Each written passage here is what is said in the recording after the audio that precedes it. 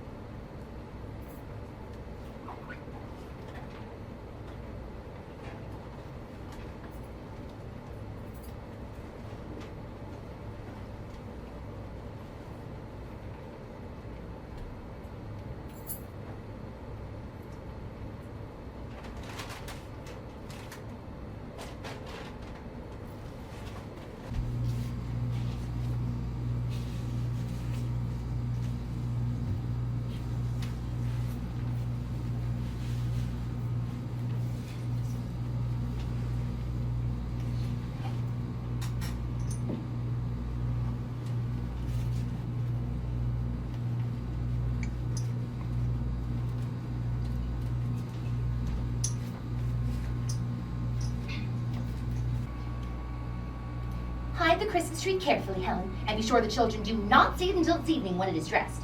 How much? 6 pence. There's a shilling. No, keep the change. Is that my little lark twittering out there? Yes, it is. Is that my little squirrel bustling about? Yes. When did my squirrel come home? Just now. Come in here, Torvald, and see what I have bought. Don't disturb me. Bought, did you say? All these things? Has my little spendthrift been wasting money again? Well, yes, Torvald, but this year we can really let ourselves go a little. This is the first Christmas that we have not needed to economize.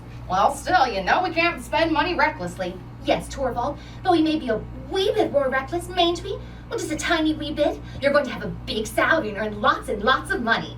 Well, yes, but after the new year, and then it will become a whole quarter before the salary is due, and oh, well, pooh, we can borrow until then. Well, Nora, the same little featherhead. Suppose I borrowed 50 pounds today, and you spent it all in the Christmas week, and then on New Year's Eve a slate fell on my head and killed me, and well, don't say such horrid things. Still, suppose it happened. What then? Well, if that were to happen, I don't suppose I should care whether I owed money or not. Well, that is like a woman. But seriously, Nora, you know how I feel about that. No borrowing, no debt. There can be no freedom or beauty in a house that depends on debt and borrowing. We two have kept bravely on the straight road so far, and we will keep on the little while longer that there need be any struggle. As you please, Torvald. Come, come. My little skylark must not droop her wings. What's this? Is my little squirrel out of temper? Nora, what do you think I've got here? Money? There you are. Don't you think I know what a lot is wanted for housekeeping at Christmas time? 10 shillings, a pound, 2 pounds. Oh, Torvald, this will keep me going for a long, long time. Indeed it must. Oh, yes, yes, it will. But come over here, Torvald, and see what I have bought, and also cheap. Here's a new suit for Ivar, and a sword, and a doll, and a dolly's bedstead for Emmy. They are very plain, but anyway, she will soon break them into pieces. And then here are handkerchiefs and dress lengths for the maids. Old Anne really ought to have something better, and... well, what is in this parcel? No, you must not see that until this evening. Very well. But tell me, you extravagant little person, what is it you would like for yourself? For myself? Oh, I'm sure I don't want anything. Oh, come, come, but you must. Tell me something reasonable that you'd particularly like to have. Well, if I had to think of something... Well? If you wanted to get me something, you might... Well, out with it. Oh, you might just give me money, Torvald, only just as much as you can afford, and then one of these days I will buy myself something with it. What are little people called that are always wasting money? Spendthrifts. Oh, I know. Let's do as you suggest, Torvald, and then I shall have time to think of what I am most in want of. That is a very sensible plan, isn't it? Indeed it is. That is to say, if you were to really save out of what I give you, and then really buy yourself something with it, but if you spend it all on the housekeeping and any number of unnecessary things, well then I merely have to pay up again. Oh, but Torvald... Well, you can't deny it, Nora. It's a sweet little spendthrift, but she uses up a great deal of money. One would hardly believe how expensive such little persons are. Well, it's a shame to say that. I really do save all I can. Yes, you do. All you can. But you can't save anything. Well, you have no idea how many expenses we Skylarks and Squirrels have, Torvald. You are an odd little soul. Very like your father. You always seem to find some new way of wheedling money out of me. And then, when you've got it, it seems to melt in your hands. You never know where it has gone. But still, one must take you as you are. It is in the blood, for it is true that you can inherit these things, Nora. Oh, I wish I had inherited many of Papa's qualities. And I would not wish you to be anything but just what you are. But it does strike me to say that you're looking rather, what shall I say, rather uneasy today. Do I? You do, really. Look straight at me. Well, Hasn't Miss Sweettooth been breaking rules in town today? no. What makes you say that? Hasn't she paid a visit to the confectioner's? No, Torvald. Not been nibbling sweets? No, I assure you. Not even taking a bite of a macaroon or two? No, certainly not. Well, there's there. Of course, I was only joking. Well, I should not think of going against your wishes. And I know that. You did give me your word. Keep your little Christmas secrets, my darling. They will all be revealed tonight when the Christmas tree is lit, no doubt. Well, did you remember to invite Dr. Rank? No. But it does not matter. As a matter of course, he will come to dinner with us. Oh, Nora, you can't think how I'm looking forward to this evening. So am I, and how the children will enjoy themselves. Do you remember last Christmas? For a full 3 weeks beforehand, you locked yourself up in that room making ornaments for the Christmas tree and all other fine things that were to be a surprise for us. It was the dullest 3 weeks I ever spent. Well, I didn't find it dull. But there was precious little result, Nora. Oh, well, you shouldn't tease me about that again. How could I help the cat going in there and tearing everything to pieces? Well, of course you couldn't, you poor little girl. You had the best intentions to please us all, and that's the main thing. But it is a good thing that our hard times are nearly over, isn't it? Yes, it really is wonderful to hear you say so.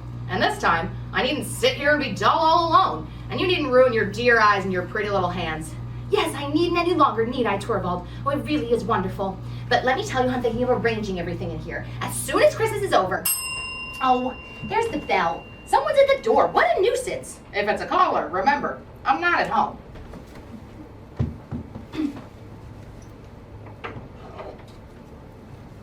How do you do, Nora? How do you do? You don't recognize me, I suppose. Well, yes, Christine. Yes, it is I. Oh, Christine. Well, to think of my not recognizing you. But how could I?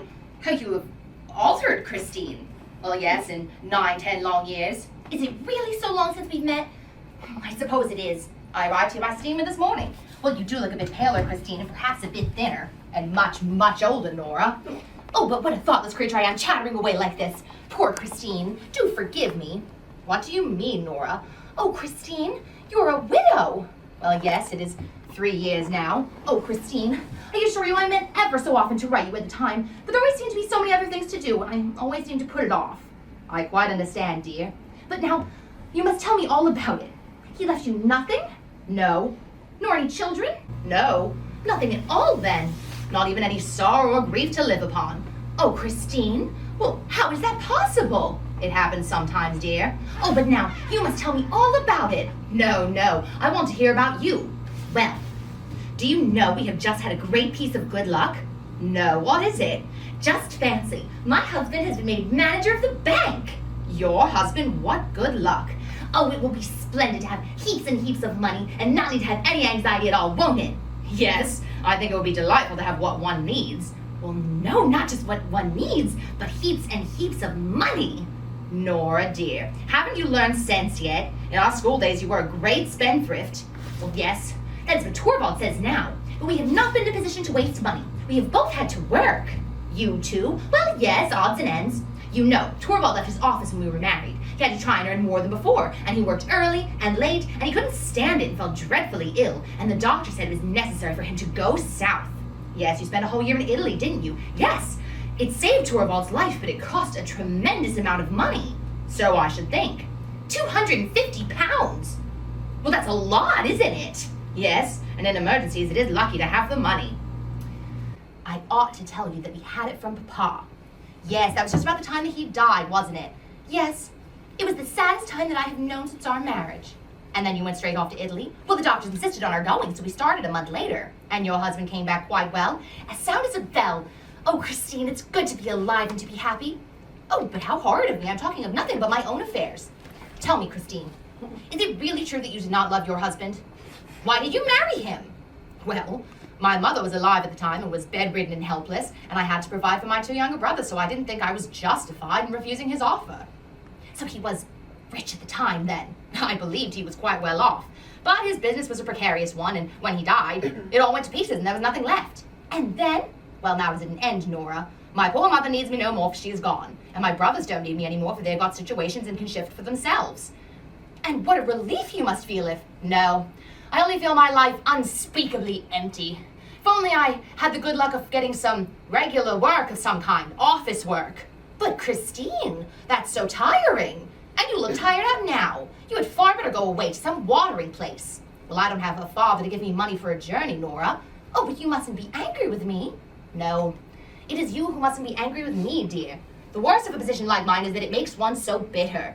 Know what to work for, and yet always obliged to be on the lookout for chances. One must live, and so one becomes selfish. Oh, I see. You thought that Torvald could find you something to do. Yes, that is what I was thinking. Oh, but he must, Christine. Just leave it to me. It is doubly kind in you who have known so little of the burdens and troubles of life. I? Well, I know so little of them. Nora, dear, you're a child. Oh, well, you ought not to be so superior. No. You are just like all the others. You think I've gone through nothing in this world of cares. Oh, but Nora, dear, you've just told me all your troubles. Oh, pooh. Well, those were trifles. I have not told you the important thing. The important thing. Shh. You are proud to think of what you have done for your mother. Yes, I am both proud and glad to think that I was privileged to make the end of my mother's life almost free from care. And you're proud to think of what you've done for your brothers. Well, yes, I think I have the right to. Well, I think so too. But listen, I will tell you that I too have something to be proud and glad of. I have no doubt that you have, but what do you refer to? Speak low. Suppose Torvald were to hear, he mustn't under any account, Christine. No one must know except for you. But what is it? I will tell you that I too have something to be proud and glad of. It was I who saved Torvald's life. Saved? How?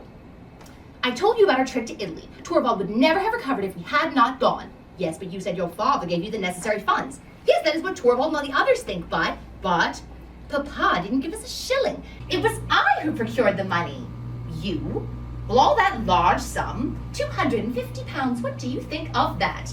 But Nora, dear, how could you possibly do it? Did you win the prize in the lottery? In the lottery? Well, there would have been no credit in that. But Nora, how did you get the money? Because you couldn't have borrowed it. Couldn't I? Why not? No, a wife cannot borrow without her husband's consent. Well, if it's a wife who has any head for business, well, I don't understand it at all, dear. Look, I never said I borrowed the money. I could have gotten it some other way from some other admirer when he was as attractive as I am. Oh, but you are a mad creature. Well, now you know you're full of curiosity, Christine.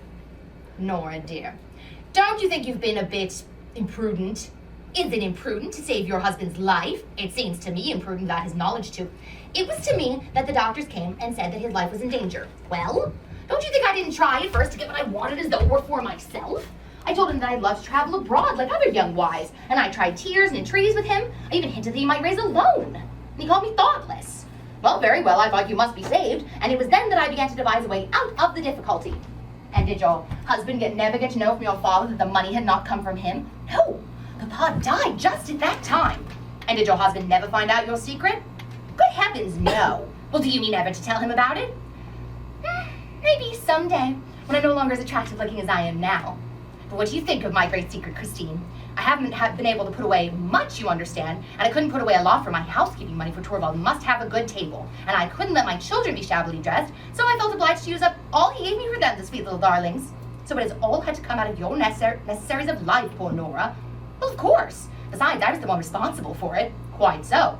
But then I've had to find other ways of making money. Like last Christmas, I was quite lucky enough to get a lot of copying to do. So for 3 weeks, I shut myself up in that room until quite late at night, writing. It was like being a man. How much have you been able to pay off in that way? And then I used to sit there and imagine that a rich old gentleman had fallen in love with me. What? Who was it? And that he died, and when his will was opened, it contained written in big letters, "The lovely Mrs. Nora Helmers have all I possess, paid over to her at once in cash."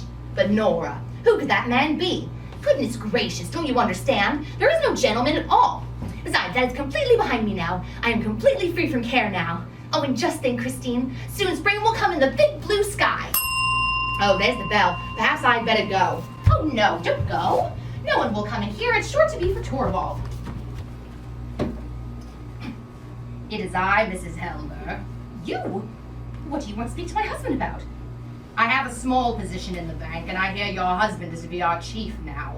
Well, then it is nothing but dry business matters, Mrs. Helmer. Absolutely nothing else. Well, be so good as to go into the study, then. Nora, Who was that man? A lawyer by the name of Krogstad. Then it really was he. Do you know the man? Well, I used to many years ago. He is quite altered. He had a very unhappy marriage. He's a widower now, isn't he? With several children. They say he carries on all kinds of various affairs. Does he? Well, I wouldn't know anything about it. No, my dear fellow. I won't disturb you. I should rather go into your wife for a little while. Whoa, I beg your pardon. It appears I'm disturbing you too. Nonsense, Dr. Rank.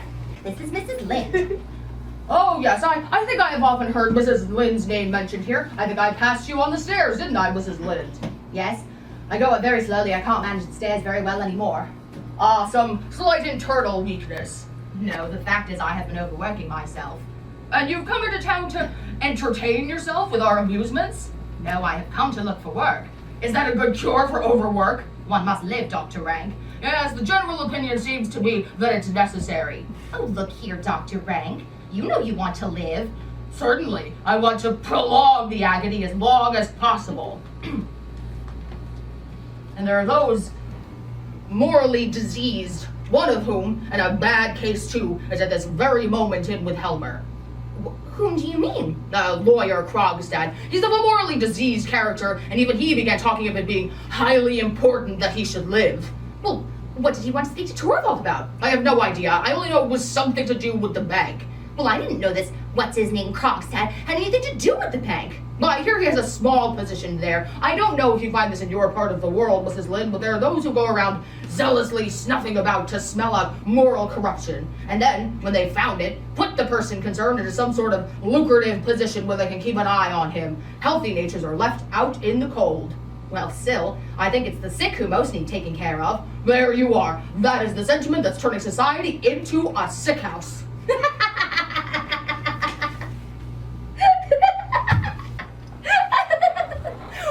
Laughing at. Have you any idea what society really is? Oh, what do I care about tiresome society? I'm laughing about something entirely different, something very amusing. Tell me, Dr. Rank, is everyone who's employed in the bank completely dependent on Torvald now? Is that what you find so extremely amusing? That is my affair. Oh, it's splendid to think that Torvald has so much power over so many people now. Dr. Rank, what do you say to a macaroon? What? Macaroons? I thought they were forbidden here. Well, yes, but these are some that Christine gave me. What? Oh, don't be alarmed. You didn't know that Torvald had forbidden them here. I must tell you that he's afraid they will spoil my teeth. But once in a way, isn't that so, Dr. Rank? And you shall have one, Christine. You will have one too, Dr. Rank, and I will have a small one. Or at the most, two. Oh, I'm tremendously happy. There's just one thing that I would very much like to do. Well, what is it? Well, it's something I should like to say. If Torvald could hear me. Well, what is it? Why can't you say it?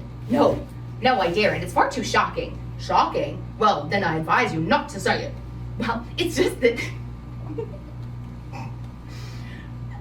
Well, I'm damned! What, are you out of your mind? Nora, dear. Well, go ahead and say it. Here he comes. Hush, hush, hush. Well, Torvald, dear, have you gotten rid of him? Yes, he's just gone. Then I can introduce you. Torvald, this is Christine, who has just come into town. Excuse me, Christine, Mrs. Lind, dear. Christine Lind? Oh, yes. A school friend of my wife's, I presume. Yes, we have known each other since then. And just think, Torvald, Christine has made this long journey to see you. No, really, what do you mean? Christine is tremendously clever at bookkeeping. Oh, very sensible, Mrs. Lind. And I was thinking that, Torvald, you might find something for her to do, for my sake, won't you?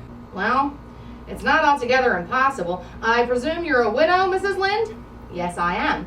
And have some experience bookkeeping? A fair amount, yes. Well, then it's very possible to be able to find you something to do. What did I tell you? What did I tell you? You've come just at a fortunate moment, Mrs. Lind. How am I ever to thank you? There's no need. However, today you must excuse me. Wait a moment, I will go with you. Don't be long away, Torvald, dear. An hour, not more. Are you going too, Christine? Yes, I ought to go and look for a room. I'll walk down the street with you, Mrs. Lind.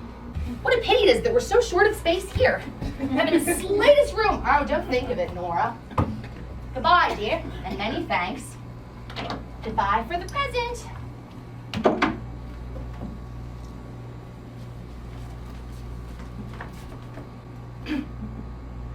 Excuse me, Mrs. Helmer. Excuse me. The outer door was ajar. I suppose somebody forgot to shut it. Well, my husband isn't at home, Mr. Krogstad. I know that. Well, what do you want then? A word with you. Me? You want to speak to me? Yes, I do. Today? But it's not the first of the month yet. No, it is Christmas Eve, and it will depend upon yourself the kind of Christmas you shall spend. Well, what do you mean? I presume you can give me a moment. Well, yes, Good. I was in Olson's restaurant today, and I saw your husband going down the street. Well, yes, with a lady. Well, what then? May I be so bold as to ask if it was a Mrs. Lind? Yes, it is. Just arrived in town? Yes, today. She's a great friend of yours, isn't she? Yes, she is, but I don't. I knew her too, once upon a time. I'm aware of that. Then I can ask you, is Mrs. Lind to have an appointment in the bank? She is. And it was I who pleaded her case, Mr. Krogstad, I can tell you that. I was right in what I thought then. Well, sometimes one has a tiny bit of influence, I should hope. Who has influence? Exactly. Mrs. Helmer, you're going to be so kind as to use your influence on my behalf. What do you mean? You're going to be so kind as to see that I'm allowed to keep my subordinate position in the bank. Who proposes to take your post away from you?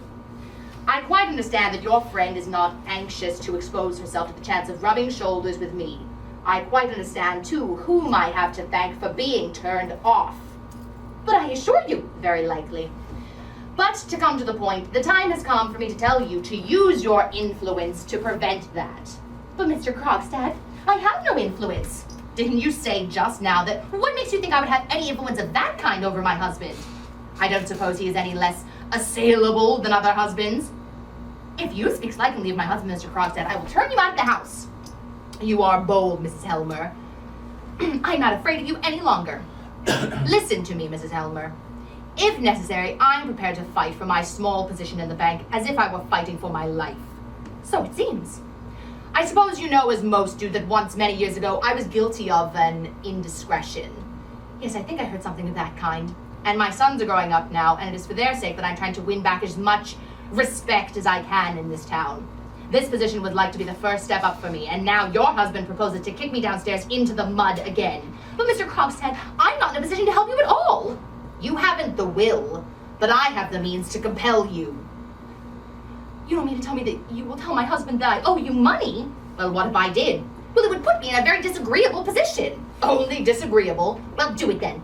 My husband will see for himself what a blackguard you are, and you certainly won't keep your post then. I asked if it was only a disagreeable scene at home that you were afraid of. Well, if my husband does get to know about it, of course he will pay you at once what is still owing, and then we shall have nothing more to do with you. Either you have a very bad memory, Mrs. Helmer, or you know very little of business. What do you mean? When your husband was ill, you came to me to borrow £250. Yes, I didn't know who else to go to. I promised to get you that amount. Yes, and you did. I promised to get you the money on the security of a bond which I drew up. Yes, and which I signed. But below your signature, there were a few lines constituting your father's surety for the money. Those lines your father should have signed. Should? He did sign them. I left the date blank, that is to say that your father himself should have inserted the date on which he signed the paper. Do you remember that? Yes, I think I remember. And then I gave you the bond to send by post to your father. Is that not so? Yes. And naturally, you did so at once, because 5 or 6 days later, you brought the bond bearing your father's signature. And then I gave you the money. Well, haven't I been paying it off regularly? That must have been a very trying time for you, Mrs. Helmer. Yes, it was. Your father was very ill, wasn't he? Indeed, he was very near his end, and died soon afterwards. Yes! Do you happen to recall the date on which your father died? Papa died on the 29th of September. That is correct. And as such, there's a discrepancy that I cannot account for. What discrepancy? Your father signed the bond 3 days after his death. What do you mean? Your father died on the 29th of September, but look here. He dates his signature the 2nd of October. Can you explain that to me? Yes. It was I who signed Papa's name. Are you aware that that is a dangerous confession? Well, you shall have your money soon. Let me ask you a question, Mrs. Helmer. Why did you not send the bond to your father? It was impossible. Papa was so ill, it would have been better for you to give up your trip abroad. But I couldn't give that up. The trip was to save my husband's life. Now, the law cares nothing about motives. Well, then it must be a very foolish law. Foolish or not, it is the law by which you shall be judged. Well, is a daughter not allowed to spare her dying father anxiety and care? Is a wife not allowed to save her husband's life? Do as you please, but let me tell you this. If I lose my position a second time, you shall lose yours with me.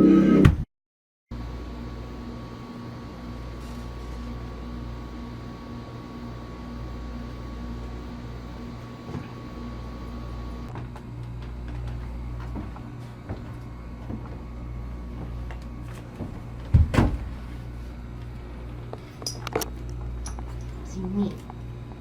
Trying to frighten me like that. Well, I'm not so silly as he thinks. Oh, Torvald's here. Are you back already? Yes? Has anyone been here? Here? No. I just saw Krogstad going out of the gate. Oh, yes, I forgot. Krogstad was here for a moment. Nora, I can tell by your manner that he's been here begging you to say a kind word for him. Yes. And you were to appear to have done it of your own accord. You were to conceal from me the fact of his having been here. Didn't he beg that of you too?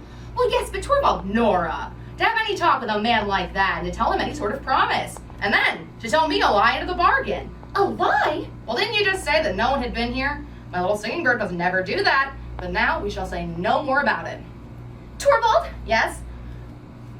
I'm tremendously looking forward to the fancy dress ball tomorrow evening. And I'm looking forward to seeing what you're going to surprise me with. Oh, yes, well, it was very silly of me to want to do that. What do you mean? Well, I can't hit upon anything that will do. Just everything I think of seems so silly and insignificant. Does my little Nora acknowledge that at last? Are you very busy, Torvald? Well, What are all those papers? bank business. Already?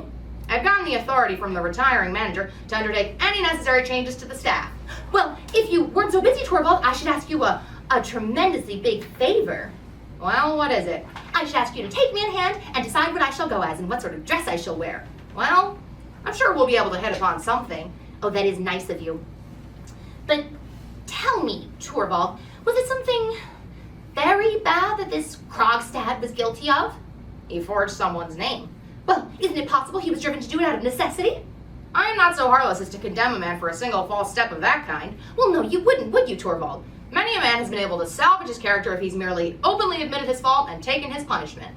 Punishment? But this Krogstad got out of it by means of a cunning trick, and it is for that reason that he has gone under altogether. Just think how a man like that has to lie and play the hypocrite with everyone. How he has to wear a mask in front of those near and dear to him, even before his own wife and children. Oh, and the children, well, that is the worst part of it all, Nora. What do you mean? Because such an atmosphere of lies and deception poisons the very life of a home, and every breath the children take in such a home is full of the germs of evil. Well, are you sure of that? I've seen it often in the course of my life as a lawyer. Almost everyone who has gone to the bad early has had a deceitful mother. Well, why do you only say mother? Because it seems to be most commonly the mother's influence, although naturally a bad father would have the same result. This Krogstad has been persistently poisoning his own children, and it is for that reason that he has gone under altogether. It would be impossible for me to work with him. I literally feel physically ill when I'm in the presence of such people. Well, how hot it is in here, and I have such a lot to do. Yes, and I better look over some of these papers before dinner. Oh, and I will be thinking about your dress. And it is very possible that I will have something ready to go in gold paper to hang up on the tree, my little singing bird. No, it can't be possible. It's impossible. The little ones are begging so hard to be allowed to come in to see Mama. No, nurse, don't let them come into me. You must stay with them. Very well, ma'am. Deprave my little children. Poison my home. It can't be true. No, it can't possibly be true.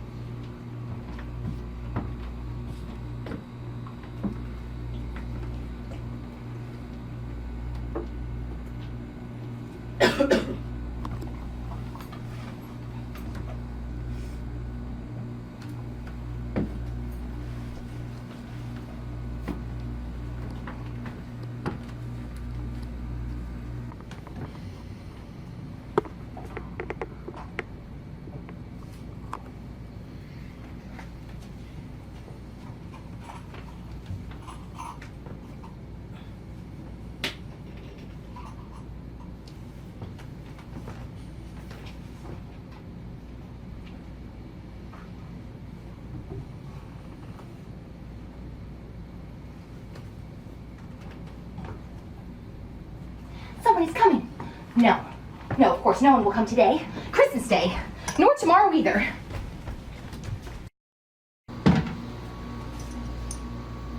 Nothing in the letterbox. No, I knew he couldn't be in earnest about it. At last I have found the box with the fancy dress in it, but it is very much in want of mending. Oh, I should like to tear it into 100,000 pieces. What an idea! It can easily be put right, just a little bit of patience. Yes. Yes, I shall go and get Christine to help me with it. What? Out again in this horrible weather? You will catch a cold and make yourself ill. Well, worse than that might happen. Do the children ask much for me? Well, they are so accustomed to having their mamma with them. Oh, but nurse, I will not be able to be so much with them now as I was before. I understand, ma'am. Young children easily become accustomed to anything. Are you sure of that? Do you think that they would forget their mother if she were to go away altogether? Go away altogether?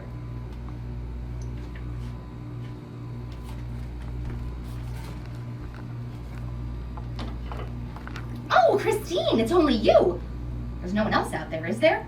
I heard you were up asking for me. Yes. We're going to a fancy dress ball tomorrow evening at the Stenborgs who live above us. And Torvald wants me to go as a Neapolitan fisher girl and dance the tarantella that I learned at Capri. Well, I see you're going to keep up the character. Well, look, here's the dress. Torvald had it made for me there, but it is so torn I have no idea to... Don't worry, we will soon put it right. That's all we want. It's very kind of you. But I completely forgot to thank you for a wonderful evening here yesterday. Oh, I don't think yesterday was as pleasant as usual. Certainly, Torvald knows how to make a house dainty and attractive. So do you, it seems. But tell me, is Dr. Rank always as depressed as he was yesterday? No. Well, yesterday it was very noticeable. I ought to tell you that he suffers from a very dangerous disease. But Nora, dear, how do you know anything about such things? Well, when one has 3 children and gets visits now and then from married women who know a thing or two about medical matters and they talk about one thing or another. Nora, does Dr. Rank come here every day? Every day regularly? He's the kind of man who's very anxious to make himself agreeable, isn't he? Well, no. What makes you say that? Nora, dear, I think you ought to make an end of it with Dr. Rank. What ought I to make an end of? 2 things, I should think. Yesterday you were talking some such nonsense about a rich admirer who was to leave you money. Well, an admirer who doesn't exist, unfortunately. What then? Well, is Dr. Rank a man of means? Yes, he is. And he comes here every day? Well, yes, I told you so. And he has no one to provide for? No, no one. Well, how can this well-bred man be so tactless? What do you mean? Nora, dear, don't you think I can guess who lent you the 250 pounds? Are you out of your senses? Well, then it really wasn't he. It should never enter in my head to ask Dr. Rank. Although I'm sure if I had asked Dr. Rank, but of course you wouldn't, of course not.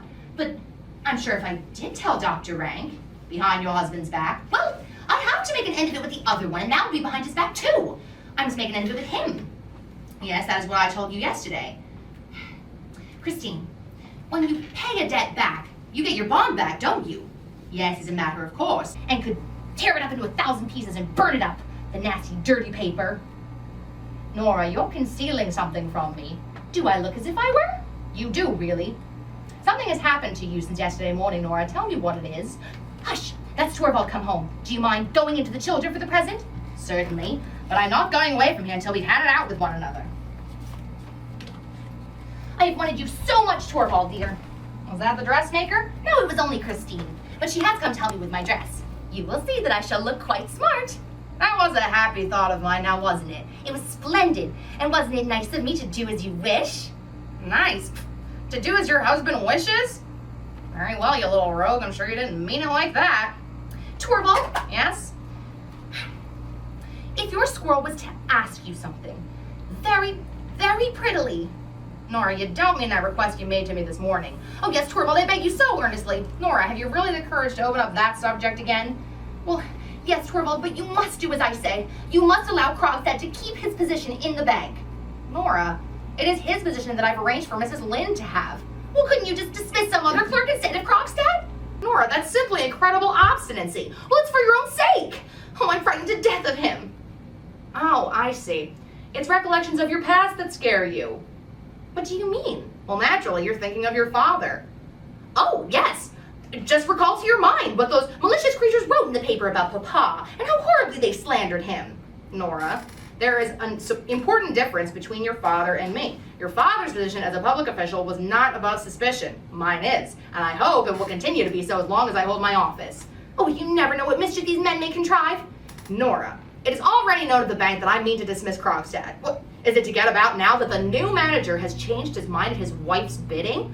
Well, what if it did? Do you suppose I'm going to make myself ridiculous before my entire staff to let them know that I'm a man who's going to be swayed by all sorts of outside influence? And besides, there is one thing that would make it impossible for me to have Krogstad working there as long as I am manager.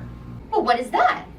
His moral failings, I could have overlooked. Yes, you could, couldn't you? But I knew him when we were boys, and he thinks it gives him the right to adopt a familiar tone with me. Every second it's, I say, Helmer, old fellow, and that sort of thing.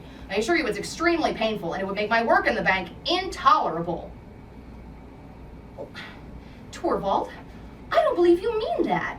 Don't you? Why not? Because it's such a narrow-minded way of looking at things. Narrow-minded? You think I am narrow-minded? No, just the opposite, and that's exactly why. Well, you say my point of view is narrow-minded, so I must be so too. Narrow-minded. Very well, I'm going to take care of this. Helen! What are you going to do? Settle it. Helen, this letter will be given to a messenger and delivered quickly. Torvald, what was in that letter? Krogstad's dismissal. No! No, call her back, Torvald. There is still time. Do it for my sake, for your own sake, for your children's sake. Call her back. It's too late. Yes. Yes, it's too late. Nora, I could easily forgive the anxiety you are in, although it really is an insult to me. I can forgive you nonetheless because it's such an eloquent witness to your great love for me. But, come what may, you will find that I have the strength and courage to bear it all. You will see that I am man enough to take everything upon myself. Well, what do you mean? Everything, I say. Well, you shall never have to do that. No, we shall share it, Nora, as husband and wife should. That is how it shall be. There. Are you content? Now, you must play through the tarantella and practice with your tambourine. I shall go into the inner office. I will hear nothing. You can make as much noise as you want. Oh, and when Dr. Rand comes in, tell him where he may find me. He will have the courage to do it. He will do it. He will do it in spite of everything. For some help, some way out of it.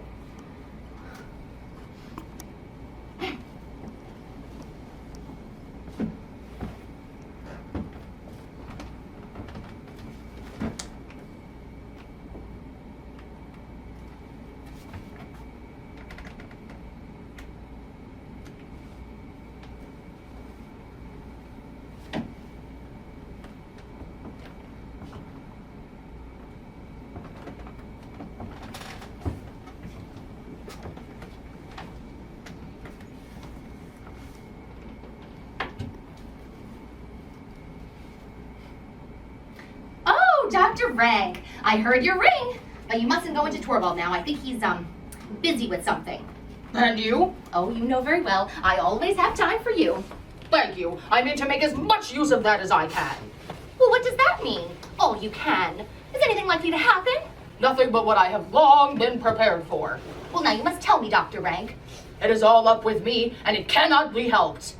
Well, are you talking about yourself? Who else? Lately, I've been taking stock of my internal economy. Bankrupt. Probably within the month, I shall lie rotting in the churchyard. Oh, what an ugly thing to say. Well, the thing itself is cursed ugly. And what's worse is I must endure so much more that is ugly before it is all over. I will tell you, Helmer's refined nature gives him an incomparable disgust of all that is ugly. I will not have him in my sick room. Oh, but Dr. Rank, when I'm sure the worst has come, I will send you a card with a black cross on it. Then you will know that the loathsome end has begun. Oh, you really are absurd today, and I was hoping you were going to be in a really good humor. With death stalking beside me, to have to pay the penalty for another man's sin? And what's worse is that every family is suffering the same sort of inexorable retribution. Oh, do talk of something cheerful. Well, it's a mere laughing matter. My poor innocent spine has to suffer for my father's youthful amusements. Oh, well, I suppose you mean he was a bit too partial to asparagus and pâté de foie gras, don't you? Yes, and to truffles. Truffles, yes, and oysters too, I suppose. Well, oysters, yes, that goes without saying. And heaps of port and champagne. Oh, it is sad to think that these nice things should revenge themselves on our bones. Yes, and it's sad to think that they should revenge themselves on those who have not had the satisfaction of enjoying them. Yes, that's the saddest part of all. No, why did you smile, Dr. Rank? Well, no, it was that you laughed. No, it was that you smiled, Dr. Rank. You are a greater rascal than I thought. I'm in a silly mood today. So it seems. Oh, Dr. Rank, death mustn't take you away from Torvald and me. Well, those who are gone are soon forgotten. Oh, you don't mean that. Well, people form new ties. Who will form new ties? Both you and Helmer when I am gone. What did that Mrs. Lind want here yesterday? Oh, don't tell me. You are jealous of poor Christine. Well, yes, I am. She'll be my successor in the house. As soon as I am gone, that woman will... Hush! She's in the next room. Again today, there you see. Be nice, Dr. Rank. Bless my soul. How unreasonable you are. She's just come to help me with my dress. Tomorrow, you shall see how beautifully I will dance, and you can pretend that I'm doing it all for you. And for Torvald, too, I suppose. But come here, Dr. Rank, and I will show you something. Silk stockings. Flesh-colored, aren't they lovely? No, you must only look at the feet.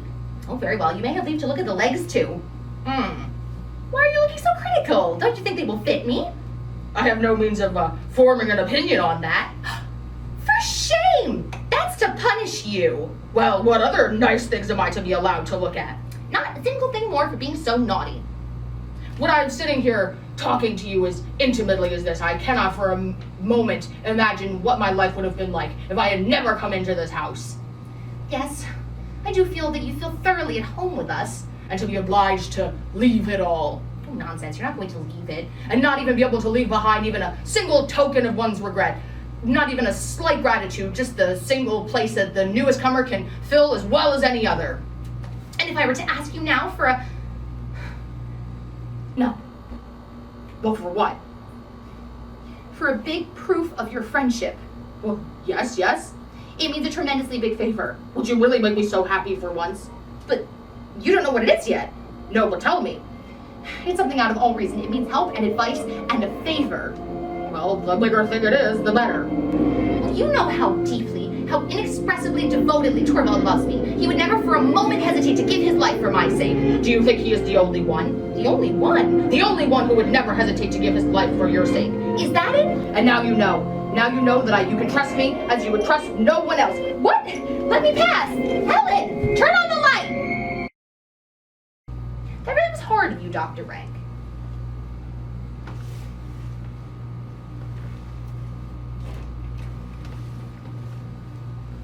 To have loved you as any man has loved you, was that horrid? No, but to go and tell me so. There really was no need. Well, you won't tell me what it is? I can't tell you anything now. You won't speak out? After what just happened? Give me permission to do for you whatever a man may do. I don't need any help at all.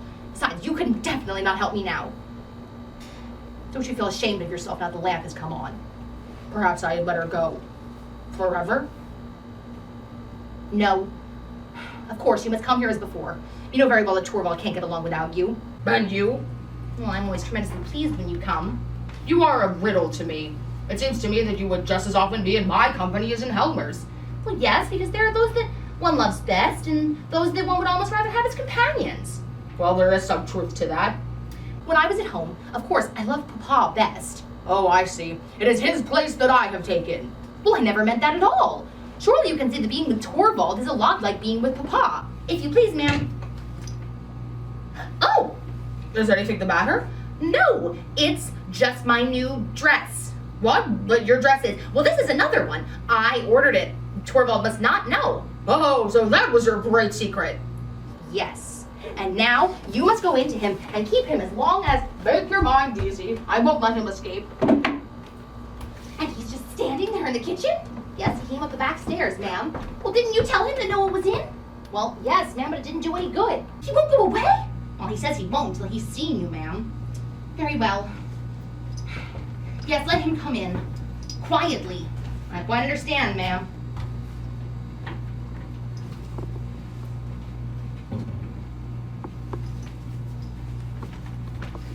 My husband's at home, Mr. Krogstad. I know that. What do you want, then? An explanation of some sort. Well, make haste, then. What is it? I suppose you know that I have gotten my dismissal. Well, I couldn't prevent it, Mr. Krogstad. Does your husband love you so little, then? He knows what I can expose you to, and yet he ventures to... How do you suppose that my husband has any knowledge of that sort? I didn't suppose anything like that. It wouldn't be the least like our dear Torvald Helmer to show so much courage. Mr. Krogstad, a little respect for my husband, please. Certainly. All the respect he deserves. But I suppose you know better than you did yesterday what it is you have done. What do you want of me? I've been thinking about you all day. A mere cashier, a quill driver, a man like me. Even he has a little of what is called feeling, you know. Well, show it then. Think of my children. Have you and your husband thought of mine? This whole matter can be settled amicably. No one needs have any knowledge of it. It will remain a secret between us three. My husband must never get to know about it. Do you mean that you have some way of paying what is still owing? No, not just at present. Or do you have some expedient for raising the money soon? No expedient that I mean to make use of. Well, it would do you no good. I will never part with your bond. What purpose do you mean to put it to? I mean only to preserve it. Keep it for myself. So, if the thought of it has driven you to some desperate resolution, it has. If you had it in your mind to run away from your home, I had. Or something worse. How could you possibly know? Give up the idea. Mr. Krogstad, how could you possibly know that I had thought of that? Most of us do. I did too, but I hadn't the courage. No, nor had I. No, that's just it. You hadn't the courage. I haven't. Besides, it would have been a great piece of folly. I have a letter here for your husband in my pocket. Telling him everything? In as lenient a manner as I possibly could. My husband must never get that letter. I will find some way of getting you the money. Excuse me, Mrs. Helmer, I think I told you just now. I'm not speaking of what is still owing. Tell me the sum that you are asking my husband for, and I will find a way to get it to you. I'm not asking your husband for a penny. Well, what do you want then?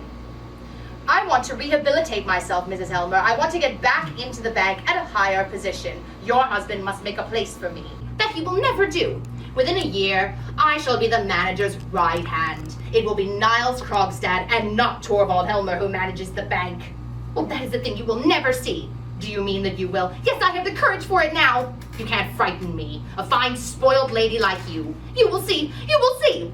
Under the ice, perhaps, down into the cold, cold black water. And then in the spring to float up to the surface again, all horrible and unrecognizable with your hair fallen out. Well, you can't frighten me. I would have him completely in my power all the same. Afterwards, when I'm no longer, you forget who's in the keeping of your reputation. And remember that it was your husband himself who forced me to such ways as this again. I will never forgive him for that. Goodbye, Mrs. Helmer. He's not going downstairs. Is he hesitating? Can he? In the letterbox. There it lies. Oh, Torvald, there is no hope for us now.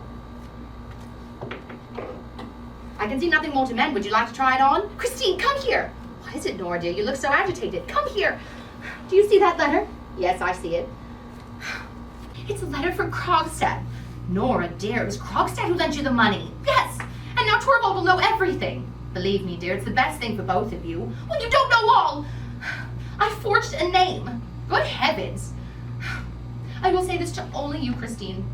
You must be my witness. Your witness. If I am to go out of my mind, and it might easily happen, Nora, or if something was to happen, for instance, that might prevent my being here, Nora, you're quite out of your mind. And if someone wanted to step forward and take all the responsibility, all the blame, you understand. Yes, but how can you suppose? Then you must be my witness that it is not true. I am not out of my mind. I'm completely within my senses. And no one else had any knowledge of it. I alone did the whole thing. Remember that, Christine. Yes, I will, but I don't understand it. Well, how could you understand it? A wonderful thing is going to happen. A wonderful thing? Yes, a wonderful thing. Oh, but it's so horrible. It must not happen, Christine, not for anything. I will go and have a talk with Krogstad. No, don't go to him. He'll do you some harm. There was a time when he would do almost anything for my sake. Where does he live? Well, how should I know? Oh, yes, here's his card. Are you drawing on your dress? That's it, Torvald, I look so nice. But the letter is lying there in the box. And your husband keeps the key? Yes, always. Well, then Krogstad must ask for his letter back on bread. He must find some pretense. But this is the time of day that Torvald usually checks. Well, then you must delay him. Go into him in the meantime. I will be back as soon as I can. Well, can I at last venture to come into my own room? What's this? What's what, dear? Frank led me to expect some great transformation. Well, I understood so, but evidently I was mistaken. Yes, nobody shall have the right to admire me in my dress until tomorrow evening. But Nora, you look so agitated. Have you been practicing too much? No, I've not been practicing at all. But Nora, you'll need to. Well, yes, but I can't get along a bit without your help, Torvald. I've absolutely forgotten the whole thing. Well, we'll soon work it up again. Is that a promise, Torvald? Will you promise to practice with me tonight? Oh, I'm so nervous, all those people. Yes, I promise. Tonight, after dinner, I will be holy and devoted to your service. But for right now, Oh, what are you going to do, Torvald? I'm going to check and see if any letters have come. No, don't do that. Why not? Because there's nothing there. Just let me check. But, Torvald, I can't dance tomorrow if I don't practice with you. Are you really so afraid of it, dear? Yes, I'm terrified. Practice with me now, Torvald. There is still time before we go to dinner. Sit down at the piano and play, and critique me and correct me as you play. With great pleasure, if you wish me to.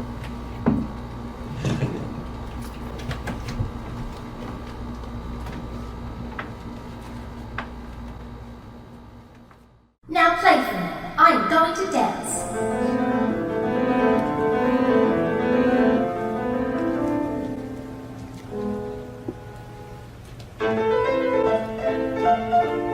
Slower. I can't do it any other way.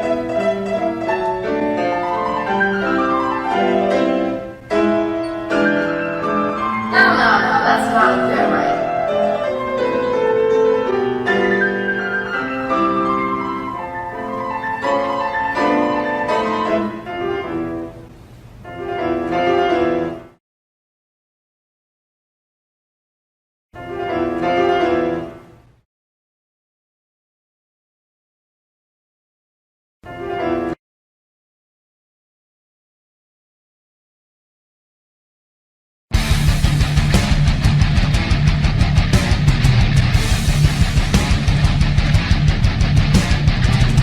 Stop, Rick. This is sheer madness. Stop, I tell you.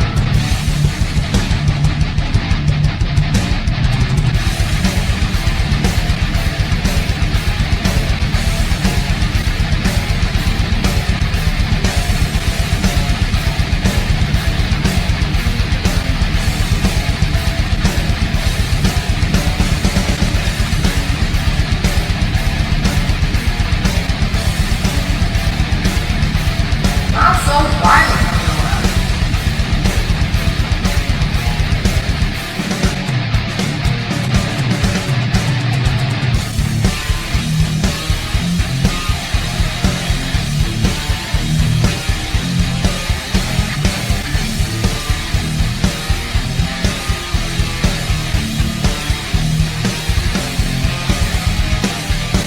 My dear darling Nora, you are dancing because your life depended on it. It's so nuts.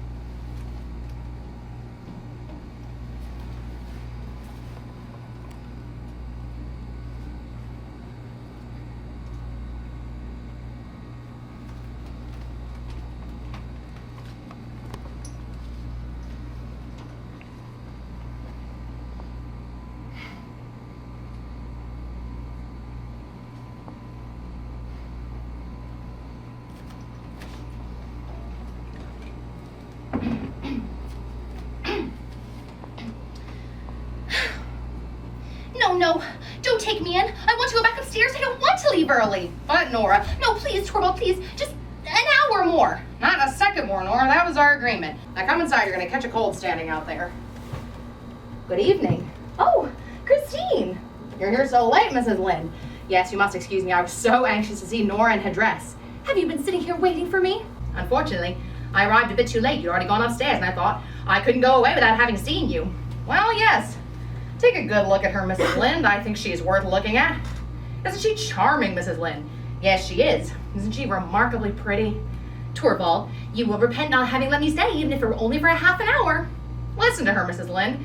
She had danced her tarantella, which was a great success, as was deserved, although, frankly, it might have been a little too realistic, that is to say, with what was strictly compatible with the limitations of the art. But, never mind about that, you'll excuse me. Well, I've had a talk with him. and? Nora, you must tell your husband everything. I knew it. You have nothing more to fear as far as Krogstad's concerned, but you must tell him. Well, I won't tell him. Then the letter will. Thank you, Christine. I know now what I have to do. Hush. Well, have you taken a good look at her, Mrs. Lynde? Yes, I have, and now I shall say goodnight. Well, already? Is this yours, this knitting? Thank you, I had very nearly forgotten it. So you knit? Yes, I do. You know you ought to embroider? No, why? Because that's much more becoming. See, you hold the embroidery thus in your left hand, you use the needle with your right in one long sweeping motion, do you see? Yes, I think well, it really was excellent wine that they gave us upstairs. Yes, well, good night, Nora. Don't be self-willed anymore. That's right, Mrs. Lynde. Good night, Mr. Helmer. Good night. Good night.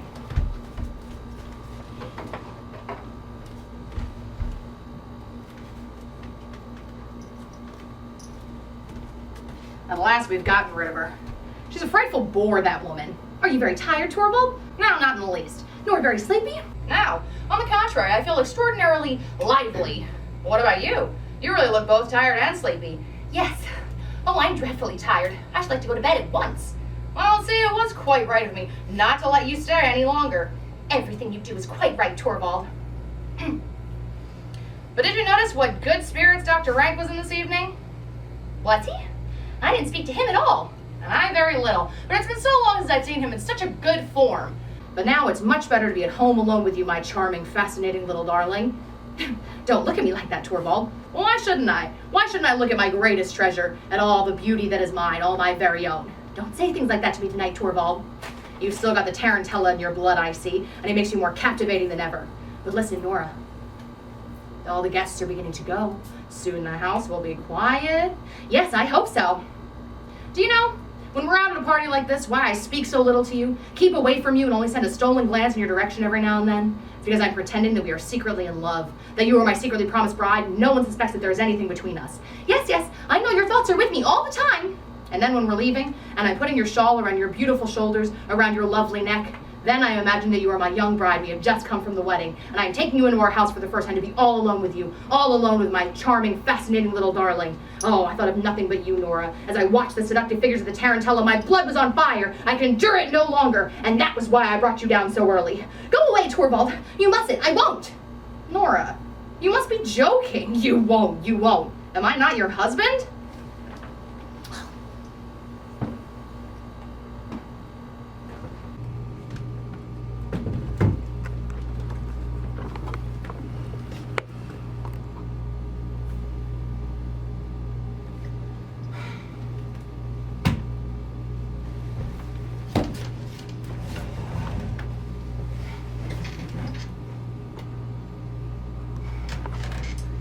Did you hear? Who is it? What is I? Oh, what does he want now? Wait a minute. Come, that's kind of you not to pass by our door. I thought I heard your voice. Ah, yes, these dear familiar rooms. You are very happy and cozy in here, you two? Seems to me you looked after yourself pretty well upstairs, too. Excellently, and why shouldn't I? The wine was capital. Especially the champagne. You noticed that, too. Torvald drank a great deal of champagne tonight. Well, did he? Yes, and he's always in such good spirits afterwards. Well, isn't one entitled to make a merry evening after a day well spent? I think so. I think so, too, so long as you don't have to pay for it in the morning. Well, you can't get anything in this life without paying for it. Tell me, Dr. Rank, are you very fond of fancy dress balls? I am, indeed, as long as they have a fine lot of pretty costumes. Tell me, what shall we two wear at the next? Little featherbrain, are you thinking of the next already? Yes, I can tell you. At the next fancy dress ball, you shall go as the good fairy. Yes, but what do you suggest is an appropriate costume for that? You must let your wife go just as she is in everyday life. That was really very prettily turned, but can't you tell us what you will be? Yes, my dear friend, I can. I've given it a lot of thought. Well, At the next fancy dress ball, I shall be invisible. that's a good joke. They're these big black hats. Have you never heard of this? Hats that make you invisible. When you put them on, no one can see you. Yes, you are quite right. But I have completely forgotten what I came down here for. Helmer, give me one of those cigars, the dark Havanas. With the greatest pleasure. And let me give you a light.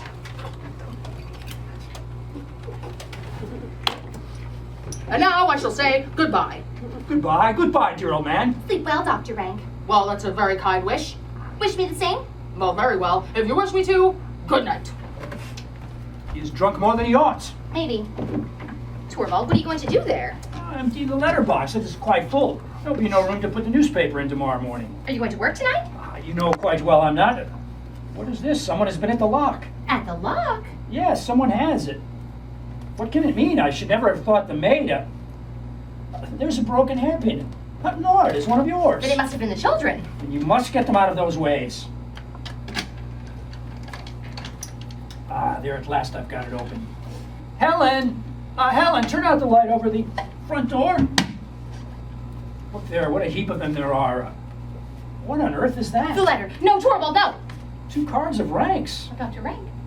Dr. Rank, they were on top. He must have put them in when he went out. Is there anything written on them? There's a black cross over the name. Look there, what an uncomfortable idea. It looks as if you're announcing his own death. That's just what he's doing. What? Do you know anything about it? Has he said anything to you? Yes, he said that when the cards came, it was to be his leave-taking from us. He means to shut himself up and die. Oh, my poor old friend.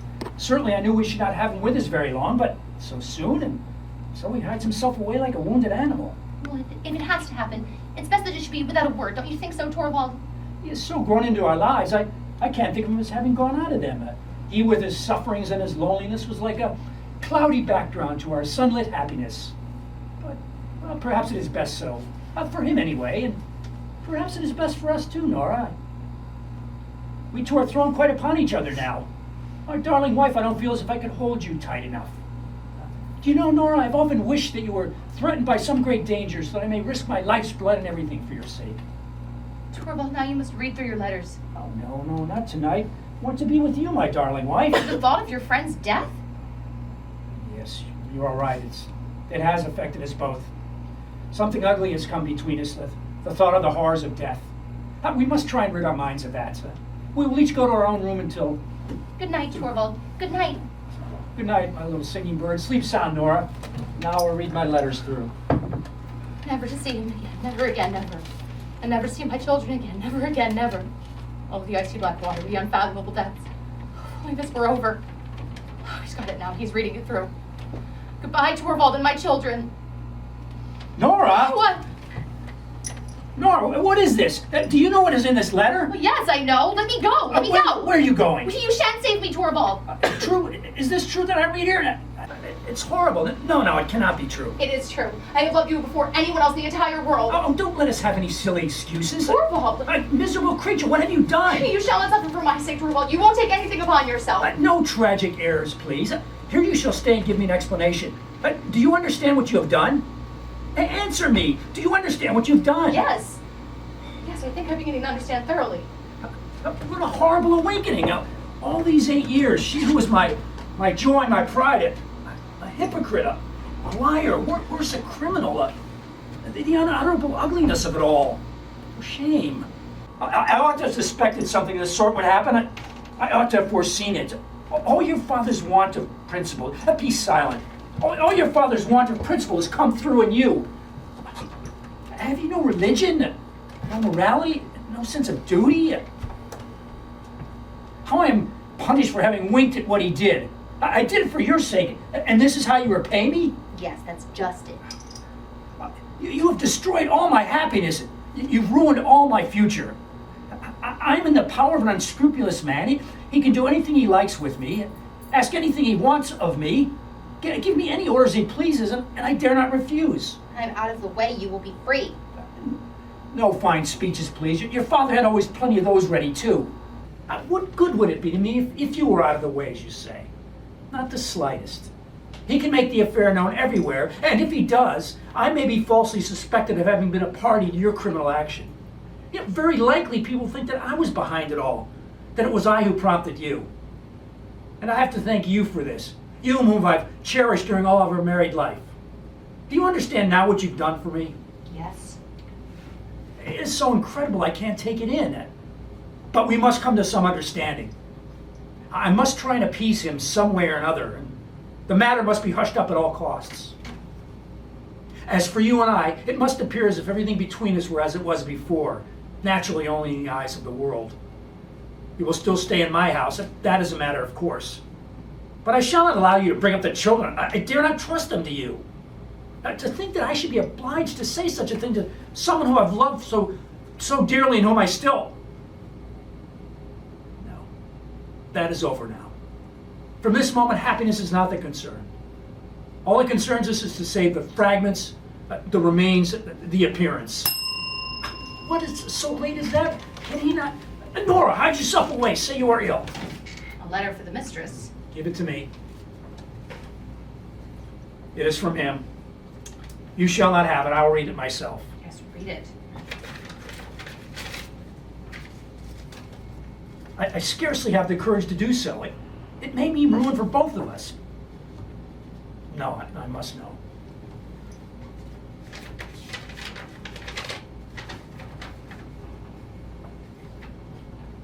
Nora! Nora! No, I must read it again.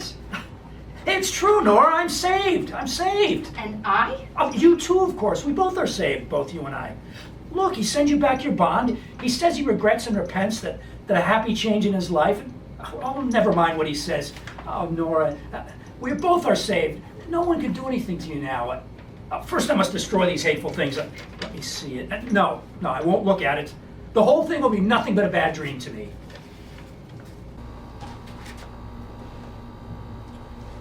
There. Now it no longer exists. He says that since Christmas Eve, these must have been 3 dreadful days for you, Nora. I have fought the hard fight these 3 days. And suffered agonies and seen no way out. But we won't call the horrors to mind. We will just shout with joy and keep saying it. It's all over. It's all over. Listen to me, Nora. You don't seem to realize that it is all over. What is this cold, set face? Oh, my poor little darling. I quite understand. You don't feel as if you could believe that I've forgiven you, but I've forgiven you everything, Nora. I know that what you did out of love for me. Yes, that is true. You have loved me the way a wife ought to love her husband. Only you had not sufficient knowledge to judge the means which you used. But did you suppose you're any less dear to me because you don't understand how to act on your responsibility? No. Only lean on me. I will advise you and direct you. I should not be a man if this womanly helplessness did not give you a double attractiveness in my eyes. But you must not think of the hard things I said in my first moment of consternation when I thought everything was going to overwhelm me. I swear to you, Nora, I have forgiven you. Thank you for your forgiveness. No, don't go. What are you doing in there? Taking off my fancy dress. Oh, yes, do.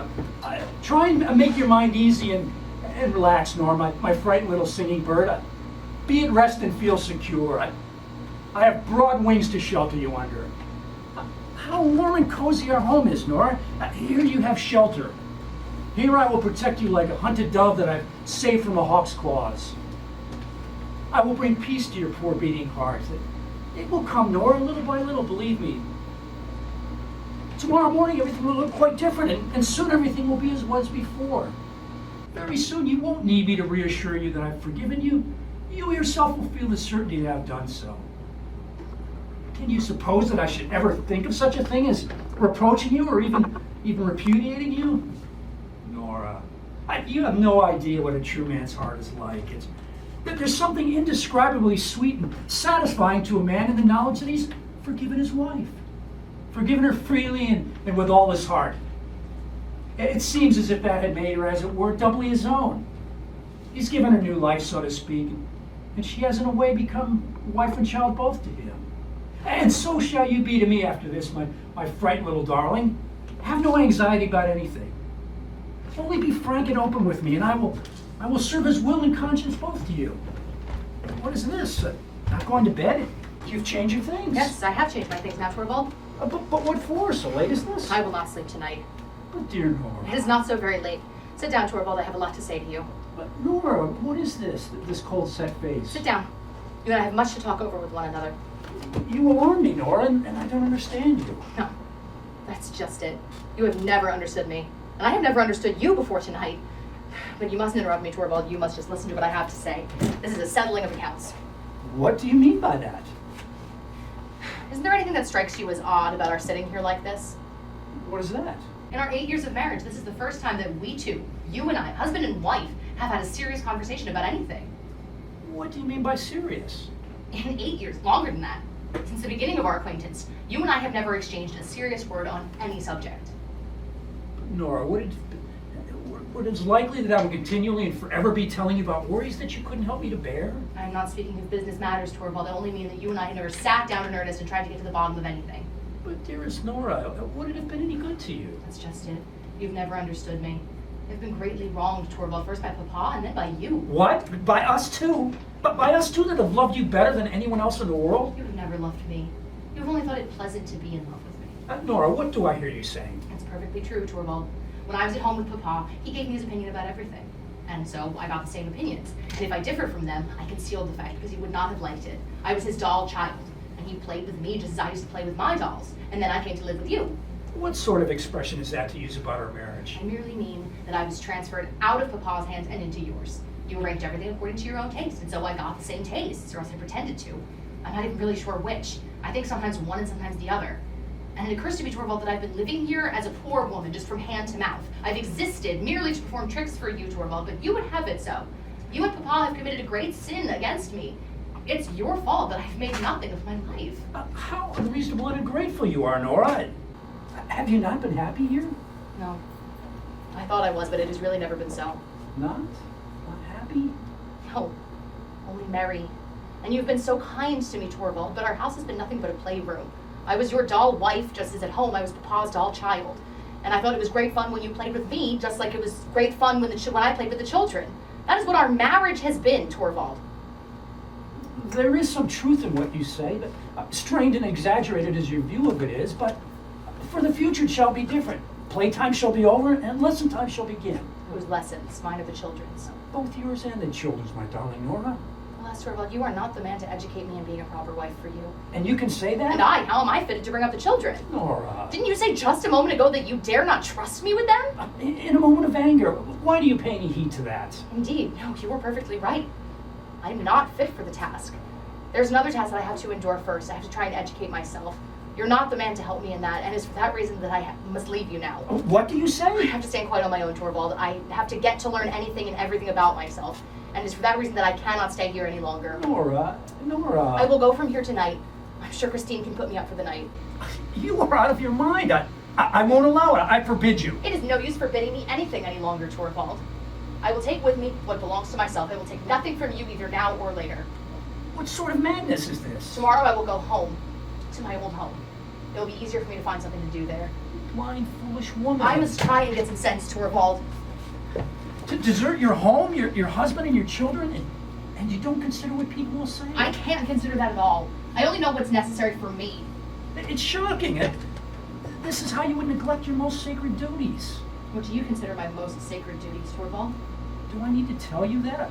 Are they not your duties to your husband and your children? I have other duties just as sacred. That you do not. What duties could those be? Duties to myself. Before all else, you are a wife and a mother. No, I don't believe that any longer. I only believe that I am a reasonable human being, just as you are, or at any rate, I need to try and become one. I know that most people would think you right, Torvald, and that opinions of that kind are to be found in books. But I can no longer just content myself with what most people will say or with what is found in books. I have to think over things for myself and try and get to understand them. Can you not understand your place in your own home? Have you not a reliable guide in matters such as that? Have you no religion? I'm afraid, Torvald, I don't exactly know what religion is. What are you saying? I only know what the clergyman told me when I went to be confirmed. He told me that religion was this or that or the other. And when I'm alone with myself, I will look to that matter too. I will see if what the clergyman told me was right, or at all events, if it's right for me. This is unheard of in a girl of your age.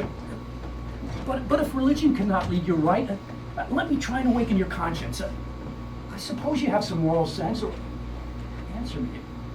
Am I to think you have none? I assure you, Torvald, that's not an easy question for me to answer. I really don't know. The thing perplexes me altogether. I only know that you and I look at it in quite a different light. And the law, too, is different from what I had supposed. According to it, a woman has no right to spare her dying father or to save her husband's life. I can't believe that. You talk like a child. You don't understand the conditions of the world in which you live. No, I don't. But I'm going to try. I need to try and make out who is right, the world or I. You are ill, Nora. You're delirious. I almost think you're out of your mind. I've never felt my mind so clear and certain as tonight. And is it with a clear and certain mind that you forsake your husband and your children? Yes, it is. There's only one possible explanation.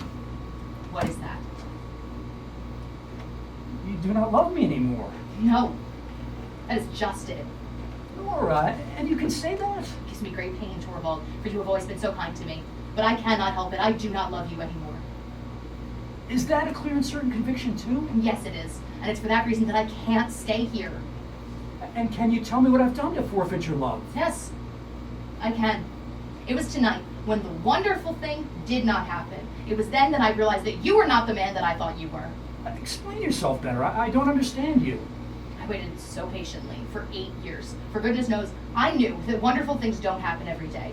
And then this horrible misfortune came upon me. I felt so certain that the wonderful thing was going to happen at last. When that letter was lying there from Crockside in the box, never for a moment did I imagine that you would consent to accept the man's conditions. I felt so certain that you would say, publish the thing to the world, and then when that was done... Yes, what then? When I exposed my wife to shame and disgrace? And that was done, I was so certain you would step forward and say, I am the guilty one. Nora... Oh, what? Do you mean that I would never accept such a sacrifice on your part? No, of course not. What would my assurances have been against yours?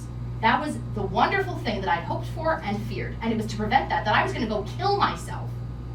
I would gladly work day and night for you, Nora. Bear sorrow and want for your sake, but no man would sacrifice his honor for the one he loves. It's a thing hundreds of thousands of women have done. You think and talk like a heedless child. Maybe. But you neither think nor talk like a man that I could bind myself to. As soon as your fear was over, and it was not fear for what threatened me, but for what might happen to you, as soon as that was past, it was as if everything was just as it was before. As before, I was your lark, your doll, who you would in the future treat with doubly gentle care because she was so brittle and fragile. It was then that I realized that I've been living here for 8 years with a strange man and borne him 3 children. I can't bear to think about it. I could tear myself to bits. I see. An abyss is open between us. There's no denying it. But Nora, would it not be possible to fill it up? As I am now, I am no wife for you. But I have it in me to become a different man. Maybe, if your doll is taken away from you. No, Nora, apart from you, I can't understand that idea. That makes it all the more certain that it must be done. Not now, Nora. Wait until tomorrow. I can't spend the night in a stranger man's room. But can't we live here like brother and sister? You know very well that would not last long. No, Torvald.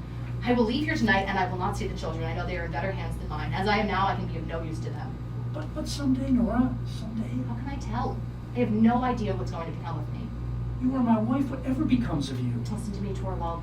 I have read that when a wife deserts her husband's house, as I am doing now, he is legally free from all obligations towards her. At any rate, I set you free.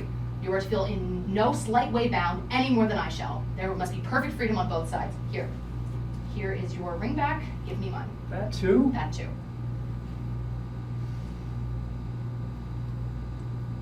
Here it is. There it is. Now it's all over. I left the keys here. The maids know everything in the house better than I do. Tomorrow when I've left here, Christine will come and pack up everything I brought from my own house. I'll let it send it after me. All over.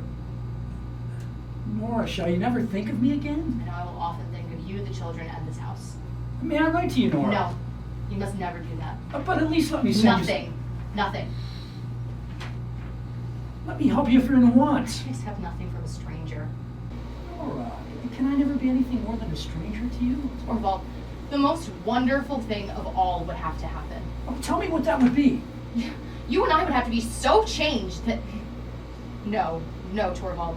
I don't believe any longer in wonderful things happening. I will believe in it. Tell me, so change that... That our marriage would be a real wedlock. Goodbye, Torvald.